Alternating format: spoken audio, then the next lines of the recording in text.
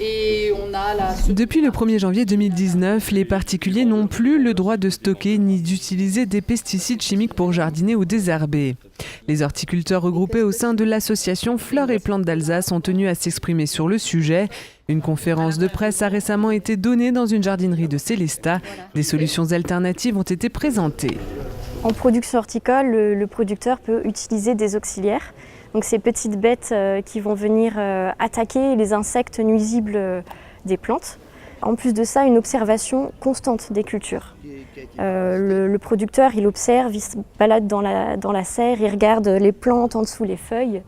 Et puis il nettoie aussi ses outils. Ça, c'est quelque chose d'important finalement auquel on ne pense pas forcément. Et aussi, point très important, c'est bien nourrir sa plante. C'est vrai que ça, on n'y pense pas forcément, mais c'est comme nous, humains, en fait. Si on est bien nourri, on a plus de résilience, de résistance face aux maladies, etc. L'association Fleurs et Plantes d'Alsace veut inciter les particuliers à se tourner vers les professionnels pour trouver des conseils avisés et responsables. Le message qu'on veut faire passer, c'est que le producteur horticole, de par sa fonction de producteur, il a des problématiques qui ressemblent à celles du jardinier amateur. Et du coup, il faut vraiment qu'il y ait un lien qui se crée pour que le conseil circule en fait et que le producteur soit l'interlocuteur privilégié du jardinier. Christiane, gérante de cette jardinerie de Sélestat, n'a pas attendu l'entrée en vigueur de la loi pour informer sa clientèle. Les solutions naturelles qu'elle propose demandent certes plus de temps, mais s'avèrent bien plus saines. Quand vous avez des pucerons, si la cliente vient, je lui dirais écoutez, prenez un savon mou, vous allez vaporiser ce savon mou.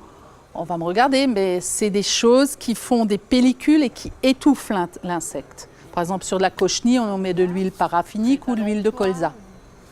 Voilà, donc ça c'est tout, des produits naturels. Bien sûr, il faut passer peut-être plusieurs fois qu'avant.